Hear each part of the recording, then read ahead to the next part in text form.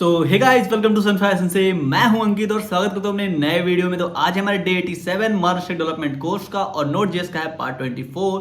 आज हमें काफी इंपॉर्टेंट टॉपिक देखने वाले हैं जो कि इंटरव्यू और पॉइंट ऑफ व्यू से काफी इंपॉर्टेंट है। आज हम देखने वाले हैं नोट जेएस में कुकीज के बारे में, आर्किटेक्चर के बारे में, कैसे ही चीजें ऑथेंटिकेट होती हैं। तो मैं उससे पहले एक चीज आपसे बताना चाहूंगा कि जैसे कि हम कोई आप वेबसाइट पे जाते हो, लेट सपोज आप फ्लिपकार्ट के वेबसाइट पे गए, यहाँ पे आप लॉगिन कर लिए। एक बार आप लॉगिन कर लिए, उसके बाद आप किसी भी पेज पे जाते हो तो आपसे दोबारा लॉगिन का तो नहीं मांगता है, या तो खैर ग्रोसरी में हम चले गए तो यहाँ पे एड्रेस मांगने लगा। लेट सपोज हम फोन के सेक्शन में जाते हैं तो यहाँ पे आपसे दोबारा तो लॉगिन नहीं मांगा। मान लो कि हम यहाँ लेट सपोज टीवी के मैं सेक्शन में जाता हूँ, लेट सपोज मैं रियलमी पे क्लिक करता हूँ, तो ये सारी जो पेजेस खुल रही हैं इस पे मुझे बार बार लॉगिन तो नहीं करना पड़ रहा है। यानी यहाँ पे हो क्या रहा है कि हम एक बार लॉगिन कर रहे हैं, बस एक बार हम आके आईडी अपना लॉगिन कर रहे हैं, उसके बाद से ये चीजें जो हैं वो बार बार हम कर पा रहे हैं, कोई भी काम बार बार कर पा रहे हैं। लेट सपोज कि ये जो थोड़ा ऐड ही करना है तो थोड़ा बढ़िया करूंगा। लेट सपोज ये फोन है, इस फोन को मैं ओपन करता हूँ और मैं ऐड टू कार्ट कर लेता हूँ, ठीक है, ये कार्ट में ऐड हो जाता है। लेट सपोज कि और मैं कुछ चीजें ऐड कर लेता हूँ। लेट सपोज ये फोन है, इसको मैं ओपन करता हूँ और कार्ट में ऐड कर लेता हूँ, ठीक है, कार्ट में ऐड हो गया। लेकिन कुछ देर बाद भी देखो ये हो गया कार्ट में ऐड, लेकिन उसके बाद भी अगर हम इस चीज़ को फिर दोबारा से लॉगिन करते हैं तो वो उसी स्टेट में आता है, ये चीज़ें हमें उसके अंदर मिल रही होती हैं। तो ये किसके मदद से होता है? ये होता है कुकीज़ की मदद से। और आप बोलो कुकीज़ क्या होता है? तो कुकीज़ वो खाने वाला बिस्किट मत समझ लेना। अगर हम यहाँ पे आते हैं, इंस्पेक्ट पे क्लिक करते हैं, राइट क्लिक करके, तो आपको यहाँ पे एक ऑप्शन दिखेगा एप्लीकेशंस का। एप्लीकेशंस में आओगे तो आपको यहाँ पे एक ऑप्शन दिखेगा, एक लोकल स्टोरेज होता है, एक सेशनल स्टोरेज, और यहाँ पे एक होता है कुकीज। जब आप कुकीज खोलोगे तो यहाँ पे बहुत सारे कुकीज यहाँ पे आए हुए हैं। तो ये कैसे होता है, क्या होता है, इसी पे आज हम चर्चा करेंगे। और ये कुकीज इतना इंपॉर्टेंट है कि हम क्या करें, अगर आते हैं कुकीज के अंदर और क्या करें, इस कुकीज को डिलीट कर दे तो क्या होगा कि जो हमारी आईडी लॉगिन है वो लॉग आउट हो जाएगा। अगर हम यहाँ आते हैं और हम यहाँ लिखते हैं अलर्ट डॉक्यूमेंट डॉट कुकीज और एंटर करते हैं, तो जो हमारे पेज पे जितनी सारी कुकीज है वो हमें यहाँ पे मिल जाएगी। देखो इतनी सारी कुकीज हमें मिल रही है, और जो कुकीज होती है वो सेपरेटेड होती हैं सेमी कॉलम से।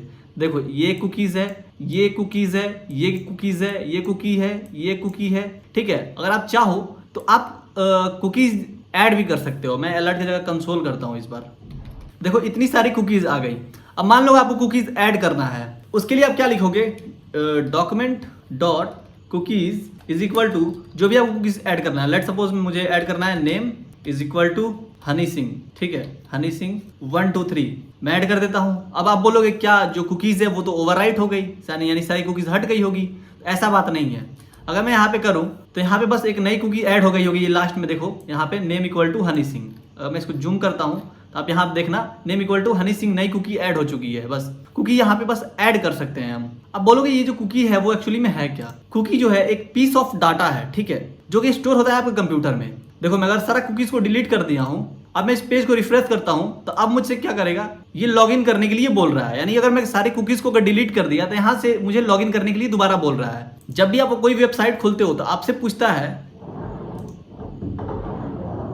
आपसे कुछ ऐसा ऑप्शन पूछता है, cookies setting accept all cookies. तो आप लोग एक्सेप्ट ऑल कुकीज कर देते हो, और उससे क्या होता है, आप जो भी डाटा अपने ब्राउजर में, जो भी चीज अपने ब्राउजर में कर रहे होते हो वो सर्वर को मिल रहा होता है। तो चलते हैं इसको देखते हैं कैसे काम करता है ये सब। लेट सपोज कि ये आप हो, ठीक है, आप यानी क्लाइंट, और ये रहा सर्वर, ये रहा सर्वर, ये रहा आप क्लाइंट। क्लाइंट क्या करता है कि एक रिक्वेस्ट करता है, यूजर नेम और पासवर्ड करके कुछ रिक्वेस्ट किया, या फोन नंबर से रिक्वेस्ट किया, उसको ओटीपी मिला, उससे वो लॉगिन कर लिया, ठीक है। उसको सर्वर क्या करता है, ये जो डाटा आता है इसको अपने डाटाबेस में स्टोर कर लेता है, ठीक है, यानी कि चेक इन कर लेता है कि हाँ भैया ये आया हुआ है। उसके बाद क्या करता है, ये जो यूजर नेम और पासवर्ड है उसको एक आईडी बनाता है और एक टोकन दे देता है। उसको एक टोकन दे दिया, और जब ये टोकन दे देता है, इसको क्या करता है, ये JWT टोकन बना के देता है, एक टोकन जनरेट करता है। फिर क्या करता है, ये टोकन इसको दे देता है, ठीक है,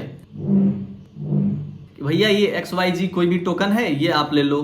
तो जब भी आप आओगे तो हम बस टोकन देखेंगे कि एक हमारे पास टोकन है कि नहीं, उससे हम आपको लॉगिन करने दे देंगे। कि लेट सपोज ये टोकन है जो कि एक रजिस्टर्ड टोकन है कि इसी सर्वर का है, तो ये टोकन लेके जब भी आएगा वापस से तो क्या होगा, बस इसको दे देगा, कहेगा कि हाँ यूज करो। जैसे कि आप किसी कंपनी में काम करने जाते हो, ठीक है, कंपनी में गए काम करने, तो वहां पे क्या होता है, आपको फर्स्ट डे जाते हो, आप जब डॉक्यूमेंट्स को सबमिट करते हो तो आपको एक आईडी कार्ड मिल जाता है, ठीक है, आईडी कार्ड मिल जाता है। उसके बाद जब भी आप आते हो तो क्या होता है, बस अपना आईडी को शो करते हो, जैसे आईडी आए आईडी को शो किया गेट में गार्ड को, ठीक है, और आप अंदर चले जाते हो। उस वजह से आप पूरे ऑफिस में आपको एक्सेस रहता है कि अगर लोग जानते हैं कि अगर आपके पास आईडी है तो आपको जरूर आपके पास एक्सेस होगा। बस कुछ कुछ जैसे सीईओ का रूम हो गया या कोई कोई मेन जो रूम होता है वहां पे एक्सेस नहीं होता है, बाकी सब जगह पे एक्सेस होता है। यानी आपके पास अगर आईडी है तो आपके पास सब जगह एक्सेस है। वैसे ही ये कुछ एक आईडी बना के देता है कि आप हमारे वेबसाइट पे कहीं भी जा सकते हो, ठीक है। तो ये जो टोकन जनरेट तो हो गया है, ठीक है।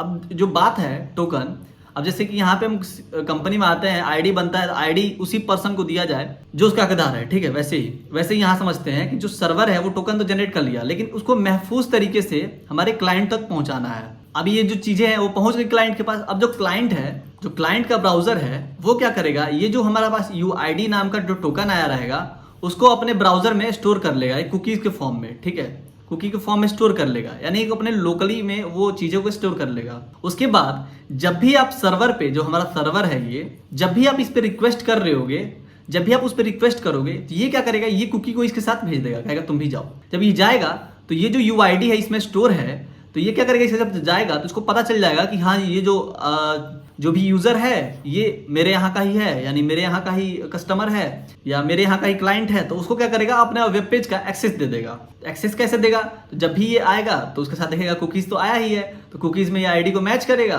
कि जो भी आईडी है इसमें मैच कर रहा है कि नहीं। मैच करने के बाद उसको एक्सेस दे देता है। अगर जो हमारा यूजर है और ऑथेंटिकेटेड है, यानी हमारे वेब पेज को एक्सेस करने लायक है, तो कभी ना कभी उसका UID तो बना ही होगा, यानी कभी ना कभी तो वो यूजर आया ही होगा, उसका आईडी तो बनी होगी, तो वो आईडी चेक करता है और दे देता है।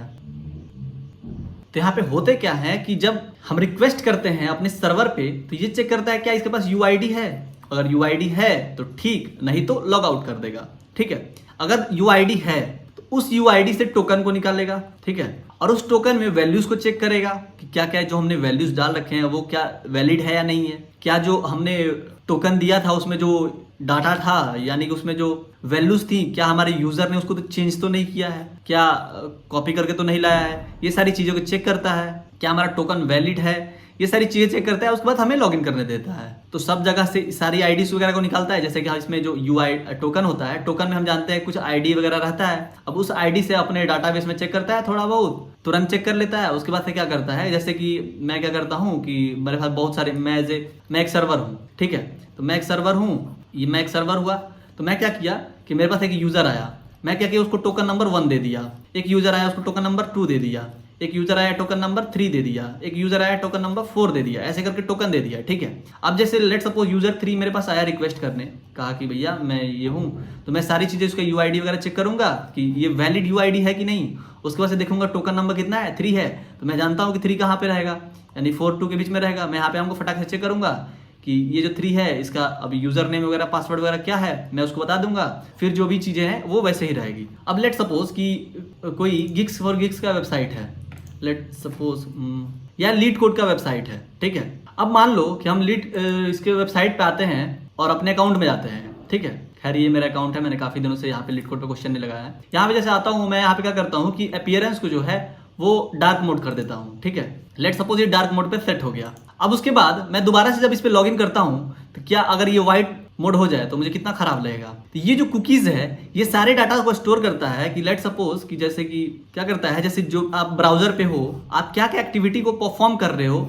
मान लो कि आप इसको डार्क मोड कर दिए, एक चीज को, एक आइटम है उसको अपने कार्ट में ऐड कर लिए, लेट सपोज ये कार्ट है इसमें ऐड कर लिए, या किसी चीज को लाइक कर दिए, ठीक है। तो वो सारी चीजों को वो स्टोर करके रखता है, ठीक है। और जब भी आप उसको लॉगिन करते हो, जब भी आप रिक्वेस्ट करते हो, लॉगिन करते हो, तो वो सारी चीजें एज यूजुअल आपको दे देता है। अगर आप ये सब चीज किए हो, मान लो कि आप डार्क मोड कर दिए, 2-4 प्रोडक्ट को लाइक कर लिए, 2-4 प्रोडक्ट को आप ऐड टू कार्ट कर लिए, लेकिन फिर जो दोबारा जब आप लॉगिन कर रहे हो तो क्या हो रहा है, सारी चीजें हट जा रही है, तो आपको कितना खराब लगेगा।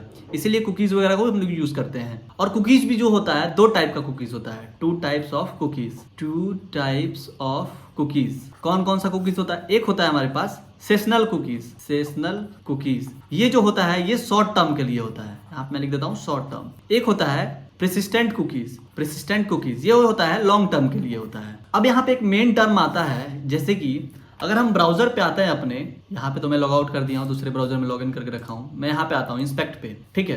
इंस्पेक्ट पे आता हूँ, मेमोरीज नहीं, एप्लीकेशंस पे आता हूँ। आपको यहाँ पे कुछ चीजें दिखेंगी, एक लोकल स्टोरेज दिखेगा, एक सेशनल स्टोरेज दिखेगा, एक दिखेगा हमारे पास कुकीज, ठीक है। एक्चुअली में ये जो तीनों स्टोरेज होते हैं, ये तीनों काम करते हैं। जरूरी नहीं कि जो सारा डाटा है वो कुकीज के फॉर्म में स्टोर हो। कुछ जो डाटा है लोकल स्टोरेज में भी स्टोर होता है। देखो, लोकल स्टोरेज जो होता है वो भी डाटा को सेव करके रखता है। जैसे कि मैं इस पेज को दोबारा रिलोड करता हूँ तो देखो तुरंत खुल जा रहा है। अगर मैं इस पेज को दोबारा रिलोड कर रहा हूँ, रिलोड हो रहा है, और ये तो सारी डाटा जो है ये तो सारी चेंजेस भी नहीं हो रही है, बस यहाँ पे जो चीजें हैं वो चेंजेस हो रही हैं, यहाँ पे जो चीजें हैं वो चेंजेस हो रही हैं। यानी जो भी कांस्टेंट पार्ट होता है वेब पेज का, उसको क्या करता है वो स्टोर कर लेता है। अगर मैं इंस्पेक्ट करता हूँ, आता हूँ यहाँ पे एप्लीकेशन में, और यहाँ पे जो लोकल स्टोरेज देख रहे हो आप, उसमें भी कुछ कुछ डाटा जो है वो स्टोर है, ठीक है। इस लॉग्ड इन ट्रू, ये सब कुछ डाटा हैं जो कि स्टोर करके रखा है। ये क्या करता है, वो जब तक आपका ब्राउजर रहेगा तब तक ये डाटा आपको सेव रखेगा। ब्राउजर डिलीट कर दिए फिर ये चीजें हटती हैं। और जो एक सेशनल, सेशनल क्या होता है, जैसे ही आप ब्राउजर को क्लोज करोगे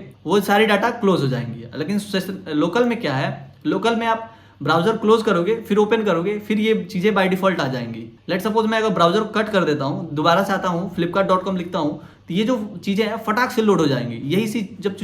यही सब जो चीजें होती हैं वो हमारे ब्राउजर को फास्ट बनाती है। और ठीक है, और जो कुकीज होता है ये बहुत सारा डाटा को स्टोर करके रखता है। जैसे आप क्या क्या, जैसे कि अगर मैं अब चाहूँ, जो सर्वर चाहे क्या क्या आप क्लिक कर रहे हो वो सब चीजें आता है। जैसे कि आप क्या होता है, कुछ चीज सर्च करते हो फ्लिपकार्ट पे, लेट सपोज अभी मैं एप्पल का फोन सर्च किया, अब मुझे ऐड में एप्पल का फोन दिखने लग जाएगा, ठीक है। तो ये कैसे अगर करना है, ये अगर आपको बंद करना है तो आप क्या कर सकते हो, आपका जो क्लियर हिस्ट्री है उसको आप क्लियर कर दो। आप हिस्ट्री क्लियर कर दोगे तो ये सब जो एड्स आती हैं वो नहीं आएंगी। खैर, ये जो ऐड आता है वो तो एडसेंस की मदद से आता है। तो यहाँ पे देख रहे हो बहुत सारे कुकीज यहाँ पे है, यहाँ पे, ठीक है। तो आई होप ये वीडियो जो है आपको अच्छा लगा होगा। अच्छा लगा तो प्लीज लाइक करना, चैनल पे नया हो तो सब्सक्राइब करना। मिलते हैं नेक्स्ट वीडियो में, अभी के लिए tata bye bye, good night.